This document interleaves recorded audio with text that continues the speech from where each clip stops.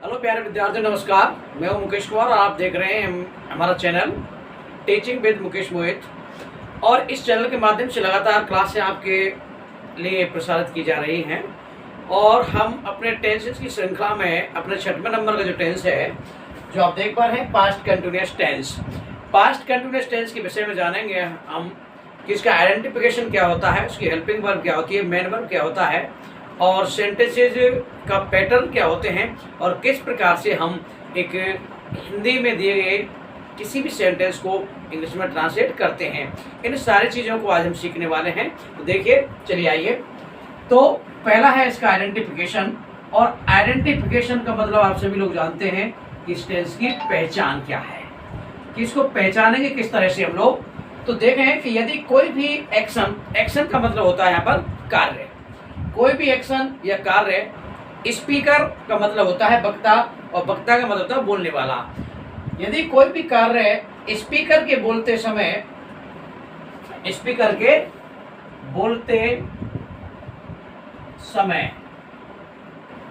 Past यानी कि भूतकाल में लगातार चलता रहता है तथा हिंदी वाक्य के अंत में रहा था, रही थी, रहे थे या बैठा था, बैठी थी, बैठे थे आदि शब्द आते हैं, वे सभी प्रकार के वाक्य पास्ट कंटिन्यूअस टेंस के अंदर काउंट किए जाते हैं। अब बात आती है इसके हेल्पिंग वर्ब्स की, कि पास्ट कंटिन्यूअस टेंस में कौन कौन सी हेल्पिंग वर्ब का प्रयोग किया जाता है। तो इसके लिए हेल्पिंग वर्ब होती है वाज और दूसरी होती है वर। वाज का प्रयोग जो होता है वो सिंगुलर सब्जेक्ट्स के साथ होता है, जबकि वर का प्रयोग हमेशा प्लूरल सब्जेक्ट के साथ होता है।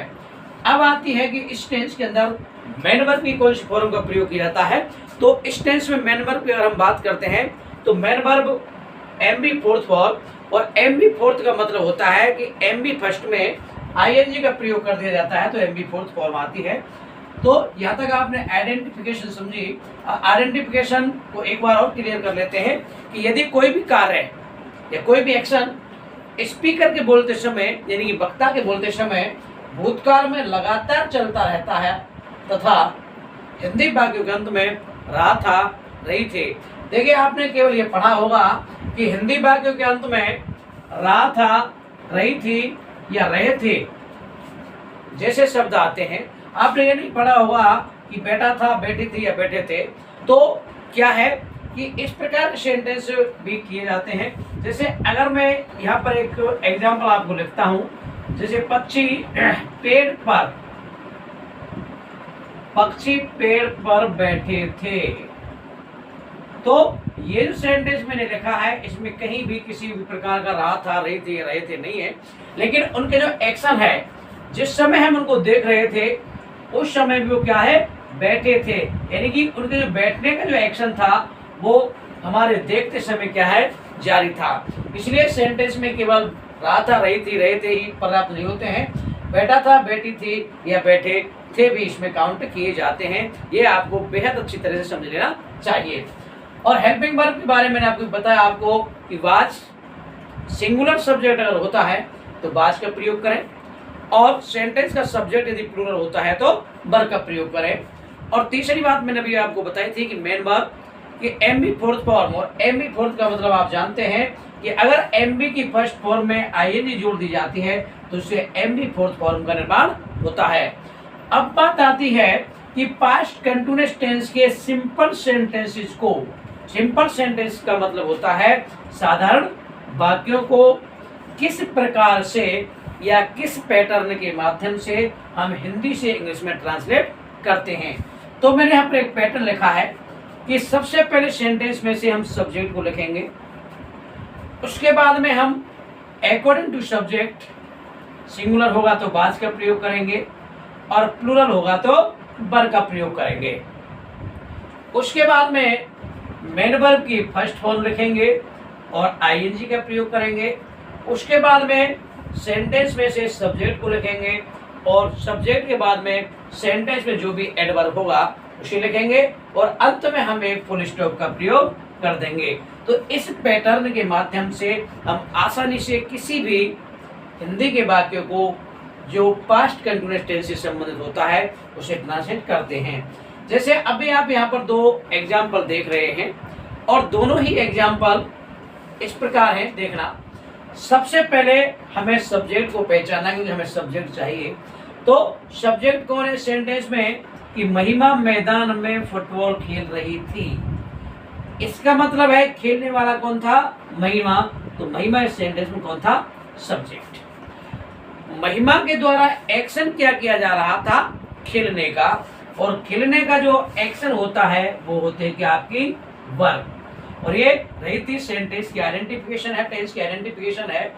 अब महिमा खेल रही थी, व्हाट क्या खेल रही थी। और आपको पता है कि अगर व्हाट का आंसर जो भी आता है वो व्हाट का आंसर इस सेंटेंस में क्या कहलाता है, ऑब्जेक्ट कहलाता है। तो यहाँ पर फुटबॉल इस सेंटेंस में ऑब्जेक्ट का कार्य करेगा। अब बात आती है कहां पर खेल रही थी, यानी कि वेयर। वेयर मीन्स होता है कहां, और कहां का जो जवाब होगा उस सेंटेंस को कहेंगे अपन क्या, एडवर्ब ऑफ प्लेस। तो कहां, मैदान में। तो मैदान हुआ आपका एडवर्ब ऑफ प्लेस, और मैं इस सेंटेंस में जो कार्य कर रहा वो प्रीपोजिशन का कार्य कर रहा है। अब हमें हिंदी के सेंटेंस में सारी चीजें पता लगी, उनको हम इंग्लिश के पैटर्न में लगा करके उनको आसानी से हम क्या कर सकते हैं, हिंदी से इंग्लिश में ट्रांसलेट कर सकते हैं। तो सबसे पहले देखिए क्या चाहिए आपको, सब्जेक्ट। तो सब्जेक्ट क्या है यहाँ पर, महिमा, सब्जेक्ट लिखा हमने। उसके बाद में बॉज ऑब्लिक बर, बॉज या बर। मेरे यहाँ पर लिखा है कि महिमा क्या है आपका, कोई भी नाम होता है, नाम होता है हमेशा अगर एक नाम होता है वो क्या करता है आपका सिंगुलर सब्जेक्ट, और सिंगुलर सब्जेक्ट के साथ किसका प्रयोग करेंगे हम, बॉज का, महिमा बॉज। उसके बाद में एम बी फर्स्ट। आपको पता है कि खेलना, आप खूब जानते हैं कि प्ले, प्ले का मतलब होता है खेलना, प्ले, प्लेट और प्लेट, यानी कि फर्स्ट सेकंड, सेकंड और थर्ड, तीनों फॉर्म होती हैं। तो इसकी एम बी फर्स्ट क्या हुई यहाँ पर, प्ले, और उसमें लगाना है वो क्या, आई एन जी। तो आई एन जी, महिमा बॉज प्लेइंग। अब क्या है आपका ऑब्जेक्ट, क्या है, फुटबॉल, आपने लिख दिया फुटबॉल। उसके बाद में एडवर्ब क्या है, मैदान में। में के लिए लिखते हैं अपन लोग प्रीपोजिशन इन और द ग्राउंड। आप सोच रहे होंगे कि भाई मैदान का मतलब तो केवल ग्राउंड होता है, ये द कहां से आ गया। तो जब हमने देखा था तो महिमा मैदान में क्रिकेट खेल रही थी, यानी कि हम उस मैदान के विषय में बात कर रहे हैं कि जिस मैदान से हम क्या है, परिचित हैं, यानी कि वो हमारे लिए क्या है, आइडेंटिफाई है। और डेफिनेट अगर कोई भी व्यक्ति, वस्तु या स्थान कोई भी होता है, उससे पहले हमें हमेशा डेफिनेट आर्टिकल द का प्रयोग करते हैं, इसलिए हमने यहाँ पर द का प्रयोग किया। मान रहा हूँ बात क्लियर हो चुकी होगी। अब बात आती है आपकी सेंटेंस नंबर 2 में कि वह लड़की रसोई में खाना पका रही थी। अब कौन पका रही थी, वह लड़की। ये तो हुआ इसका क्या, सब्जेक्ट। वह लड़की क्या एक्शन कर रही थी, पकाने का, ये हुई इसकी बात। रही थी सेंटेंस की आइडेंटिफिकेशन है, लड़की पका रही थी, क्या पका रही थी, खाना। क्या का जवाब होता है हमेशा ऑब्जेक्ट। मैं सेंटेंस में प्रीपोजिशन का कार्य कर रहा है, और रसोई इस सेंटेंस में एक स्थान होता है जो घर के अंदर होता है, उसको कहते हैं एडवर्ब ऑफ प्लेस। अब बात आती है कि हमें सारी चीजें इस सेंटेंस में पता लग गई, तो अपन इस सेंटेंस को इंग्लिश में किस प्रकार से ट्रांसलेट करेंगे। तो देखिए सबसे पहले वह लड़की। देखिए इस बात को मैंने स्टार्टिंग में भी बताया था कि एक दो सेंटेंस में अगर केवल सब्जेक्ट वह हो तो क्या हो, केवल वह हो। मैंने बताया था कि अगर सेंटेंस में सब्जेक्ट वह है और वह कोई कौन है, प्रोनाउन है, तो वह के लिए हम प्रयोग करेंगे ही का या सी का। लेकिन सब्जेक्ट कौन है यहाँ पर, केवल प्रोनाउन नहीं है। सब्जेक्ट कैसे बना है, वह एक क्या है, प्रोनाउन है।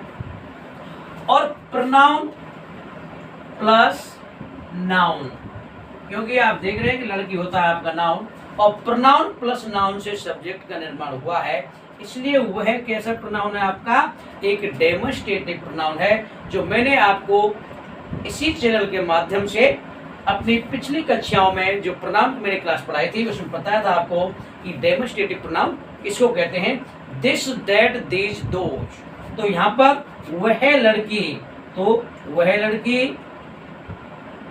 का मतलब होता है दैट गर्ल, वह लड़की दैट गर्ल। लड़की सिंगुलर है इसलिए वॉज का प्रयोग करेंगे। पकाना के लिए वर्ब होती है आपकी कुक और इसमें लगाएंगे आप ING, cooking. What, food. Where, in the kitchen. तो इस प्रकार से आप एकदम से प्रेजेंट कंटिन्यूअस का कोई भी सिंपल सेंटेंस अगर आपको दिया गया हो तो इस पैटर्न के माध्यम से, जिस प्रकार मैंने आपको एग्जाम्पल नंबर 1 और एग्जाम्पल नंबर 2 को हिंदी से इंग्लिश में ट्रांसलेट करके बताया है, इस प्रकार आप और भी बहुत सारे एग्जाम्पल इस पैटर्न के माध्यम से तैयार कर सकते हैं। देखिए चीजें रटनी नहीं है, जितना आप सेंटेंस को प्रैक्टिस करेंगे उतना आप ज्यादा सीखेंगे। अपने हिसाब से आप कोई भी हिंदी में सेंटेंस लिखें जो इस टेंस से संबंधित हो और आसानी से बनाएं। अब बात आती है नेक्स्ट। तो नेक्स्ट एग्जाम्पल की बात करता हूं कि पक्षी पेड़ पर बैठे थे। तो पक्षी यहाँ पर सेंटेंस में कौन है, सब्जेक्ट है। बैठना क्या है, इसकी वर्ब है। पर क्या है सेंटेंस में, प्रीपोजिशन है। और पेड़ क्या है, यहाँ पर एक एडवर्ब ऑफ प्लेस है। ये वो स्थान निश्चित था जहां पर पक्षी बैठे थे। तो इस सेंटेंस को हम इस तरह से कर सकते हैं, पक्षी, द वर्ड्स प्लूरल हुआ इसलिए वर्ब। और बैठने के लिए जो वर्ब होती है आपको पता है, बैठना, देखो सिट जो होता है, सिट का मतलब होता है बैठना, सिट, सेट और सेट। तो देखो मैंने पिछली क्लास में आपको बताया था कि अगर किसी भी वर्ब का जो अंतिम वर्ड कोई कॉन्सोनेंट हो, उससे तुरंत पहले कोई वर्ब आती है, तो अगर इस प्रकार की किसी वर्ब में आईएनजी आपको जोड़ना होता है तो अपन इस जो कॉन्सोनेंट होता है उसको क्या कर देते हैं, डबल कर देते हैं। इसी प्रकार से यहाँ पर जो सिट है वो क्या हो जाएगा, the words were sitting in the tree.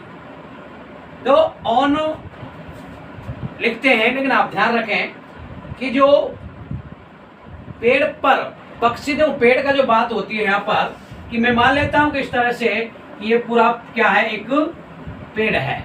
अब पक्षी जब बैठेगा, ये इसका स्टीम है, स्टीम है, स्टीम का मतलब होता है आप लोग सभी तना है ये। अगर पक्षी बैठेगा तो यहाँ पर इसका जो आकार है वो पक्षी किसी ना किसी किस पर बैठेगा, किसी ना किसी शाखा पर ही बैठेगा।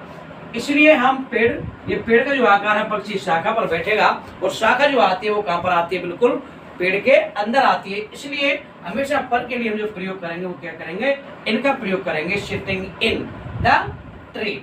The birds were sitting in the tree. देखो पक्षी या तो यहाँ बैठा होगा या यहाँ पर बैठा होगा या यहाँ पर बैठा होगा, यहाँ पर या कहीं भी यहाँ बैठा होगा। लेकिन अगर आप ऑन का प्रयोग करते हो तो इसका मतलब है पक्षी यहाँ पर बैठा था या यहाँ पर बैठा था। पक्षी हमेशा पत्तों पर नहीं बैठ सकता, पक्षी कहाँ बैठेगा, किसी न किसी डाली पर या किसी न किसी ब्रांच पर बैठेगा, इसलिए इनका प्रयोग करेंगे। नेक्स्ट बात करते हैं, एक आदमी ट्रेन की छत पर बैठा था। एक आदमी यहाँ पर सब्जेक्ट हुआ, बैठना उसका एक्शन हुआ, पर एक प्रपोजिशन हुआ और छत, किसकी छत, ट्रेन की छत, एक आपका एडवर्ब ऑफ प्लेस हुआ। तो इसको हम किस प्रकार करेंगे, एक आदमी, अ मैन, सिंगुलर हुआ तो watch, sitting, SITTING, a man was sitting, कहां पर, on the roof of train, roof of the train, और ये फुल स्टॉप। तो इस प्रकार से क्या है कि हम सिंपल सेंटेंसों की क्या कर सकते हैं, रचना कर सकते हैं। नेक्स्ट हम बात करते हैं आपसे नेगेटिव सेंटेंसेस के विषय में कि इस जो आपका पास्ट कंटिन्यूअस टेंस है, पास्ट कंटिन्यूअस टेंस में कुछ नेगेटिव सेंटेंस भी आ जाते हैं। और नेगेटिव सेंटेंस जो होते हैं आप सभी जानते हैं कि नेगेटिव सेंटेंसेस का मतलब होता है नकारात्मक वाक्य, यानी कि जिस वाक्यों में, जिस प्रकार के वाक्यों में एक नेगेटिव सेंस होता है उन्हें क्या कहते हैं हम लोग, नकारात्मक वाक्य कहते हैं। और नकारात्मक वाक्यों के लिए पैटर्न क्या होता है आप सभी लोग जानते हैं कि नकारात्मक वाक्यों में नॉट का प्रयोग होता है।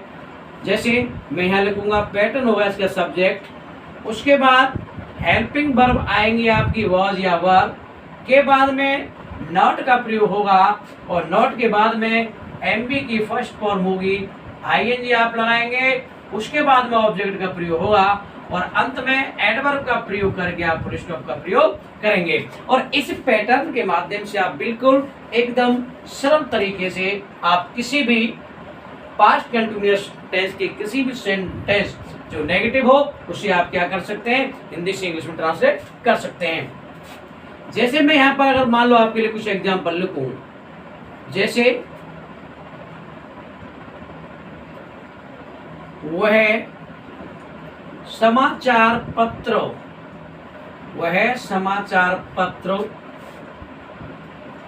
नहीं पढ़ रहा था, वह समाचार पत्र नहीं पढ़ रहा था। पढ़ने वाला कौन, वह सब्जेक्ट। एक्शन क्या है, पढ़ने का वर्ब। नहीं क्या है इसमें, नेगेटिव, और समाचार पत्र हुआ इसका ऑब्जेक्ट। आसानी से कर देंगे।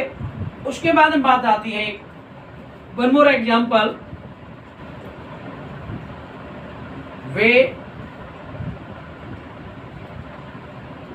जयपुर से दिल्ली नहीं जा रहे थे, वे जयपुर से दिल्ली नहीं जा रहे थे। तो वे कौन हुआ इसमें, सब्जेक्ट। एक्शन क्या नहीं हो रहा था, जाने का, नहीं इसमें नेगेटिव सेंस प्रदान कर रहा है। अब देखो दो है, एक जयपुर है एक दिल्ली है और दोनों क्या है आपके एडवर्ब ऑफ प्लेस है। तो इस प्रकार अगर मान लो आपके लिए सेंटेंस दिए गए हों और दोनों ही सेंटेंस नेगेटिव है तो किस प्रकार अपन ट्रांसलेट करेंगे। सबसे पहले सब्जेक्ट हुआ है के लिए लिखते अपन क्या, ही। सिंगुलर है इसलिए वॉज, नेगेटिव है इसलिए नॉट, पढ़ना के लिए वर्ड आता है रीड, उसमें लगाना आपको ING. He was not reading समाचार पत्र, न्यूज पेपर, और अंत में लगाएंगे आप क्या, फुल स्टॉप। इस प्रकार से आसानी से ट्रांसलेट हुआ। दूसरा सेंटेंस है आपका बे, सब्जेक्ट है, बे का मतलब होता है दे। दे हमेशा कैसा होता है आपका, प्लूरल, क्योंकि प्लूरल वह होता है जहां पर मोर देन वन होता है, तो बे का मतलब मोर देन वन। बे और दे के साथ में वर्ब, नेगेटिव है तो नॉट। अब वो इसमें लगाना आपको आईएनजी। अब बात करते हैं भाई कि जयपुर और दिल्ली, तो जयपुर से दिल्ली स्थान हुए दो। इस बात को आप इस तरह से समझेंगे कि इस प्रकार के जो प्लेस आते हैं उसमें प्रीपोजिशन फ्रॉम टू का प्रयोग होता है। इस चीज आप लोग ध्यान रखेंगे, इसका प्रयोग होगा प्रीपोजिशन फ्रॉम और टू का प्रयोग, यानी कि एक जो स्थान आएगा उससे पहले हम फ्रॉम का प्रयोग करेंगे और दूसरा जो स्थान होगा उससे टू का प्रयोग करेंगे। तो गंतव्य जो होगा जहां से रवाना हुआ है वो जयपुर से, तो पहला स्थान जयपुर, पहला स्थान आपका जयपुर, तो फ्रॉम जयपुर टू दिल्ली। तो इस प्रकार आप लोग प्रयोग कर देंगे।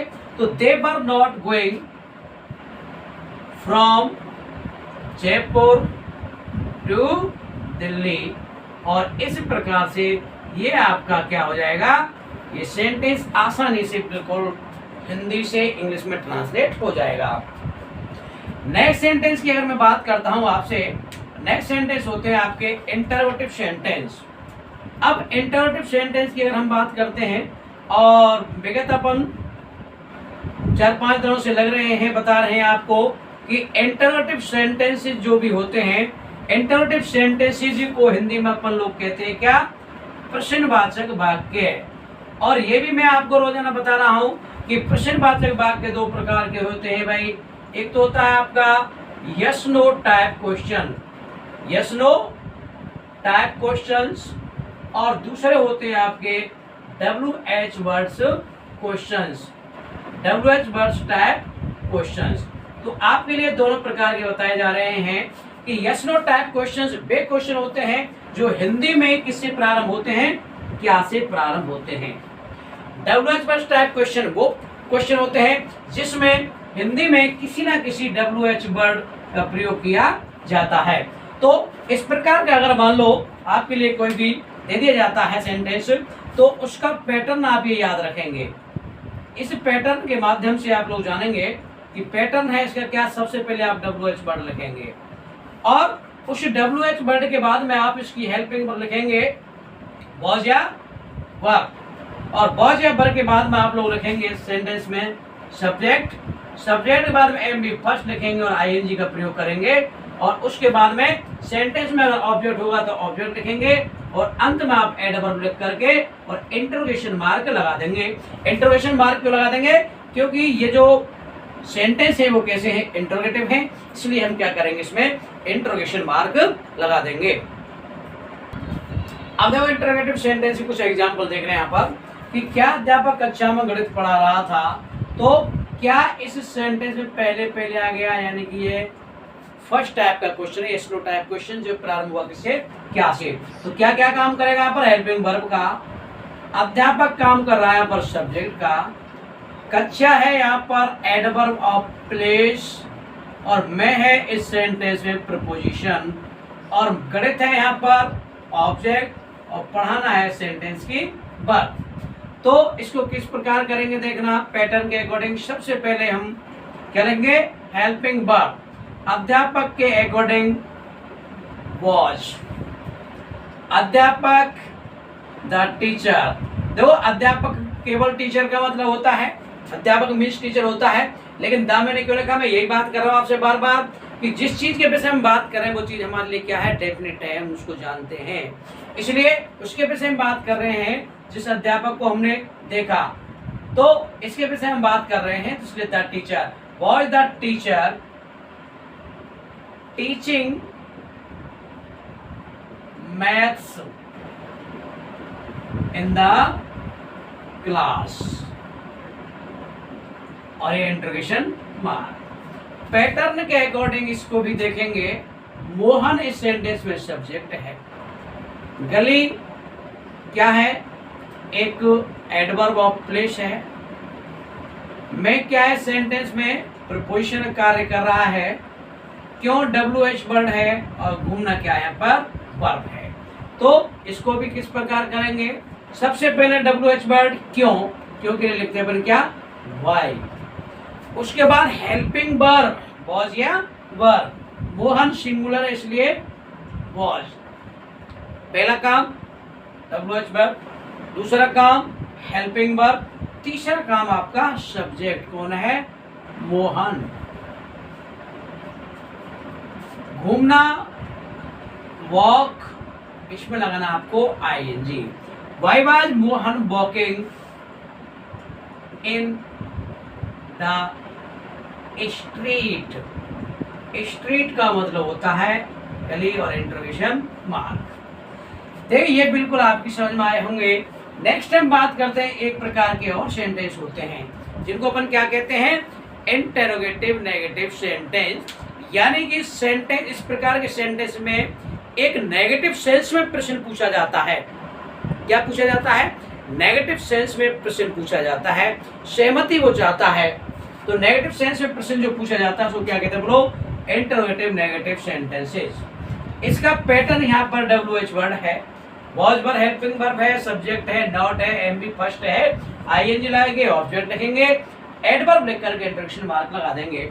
सबसे पहले यहाँ पर आप क्या है, सब्जेक्ट है, विद्यालय क्या है होता है भैया, एडवर्ब प्लेस है, बहुत काफी टाइम से बता रहा हूँ आपको, क्यों क्या है सेंटेंस में WH वर्ड है, नहीं क्या है सेंटेंस में, नेगेटिव वर्ड है, और जाना क्या है इसका, एक्शन यानी कि वर्ब है। सबसे पहले WH word, why, helping verb आप का मतलब तुम, वर्ब, फिर सब्जेक्ट यू, नेगेटिव है तो नॉट, गोका गोइंग, और विद्यालय टू, स्कूल, और अंत में इंटरोगेशन मार्क। नेक्स्ट सेंटेंस की अगर हम बात करते हैं क्या, यानी वही बात हो गई, क्या आया है प्रारंभ में, तो इसका मतलब ये क्या है, हेल्पिंग वर्ब है। आपका भाई पूरा का पूरा सब्जेक्ट है, आपका पॉजेसिव प्रोनाउन का कार्य कर रहा है। प्रोनाउन वाली क्लास में आप लोग इसको देख सकते हैं, क्यों है प्रोनाउन, इस बात का अगर आपको जानकारी चाहिए तो आप प्रोनाउन की क्लास में वापस देखेंगे। कक्षा 10 ये आपका एडवर्ब ऑफ प्लेस है, और मैं यहाँ पर सेंटेंस में प्रीपोजिशन है, नहीं एक नेगेटिव वर्ड है, और बैठने का आपकी वर्ब है। तो इसको किस प्रकार करेंगे भैया, देखना। सबसे पहले आपका भाई मतलब योर ब्रदर, सिंगुलर भाई की बात कर रहे हैं हम लोग, तो सिंगुलर भाई है इसलिए वॉज, के बाद में योर ब्रदर, नेगेटिव है तो नॉट, बैठना सिटिंग, कक्षा 10 में, इन क्लास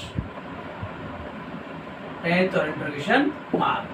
तो इस प्रकार से मैं आपसे उम्मीद कर रहा हूं प्रिय विद्यार्थियों की बात आपकी बिल्कुल समझ में आ गई होगी। आज आपने पढ़ा है पास्ट कंटिन्यूअस टेंस, और पास्ट कंटिन्यूअस टेंस का जो भी फैक्ट है मैंने आपको सारी चीजें समझाने का एक बेहद अच्छे तरीके से प्रयास किया है।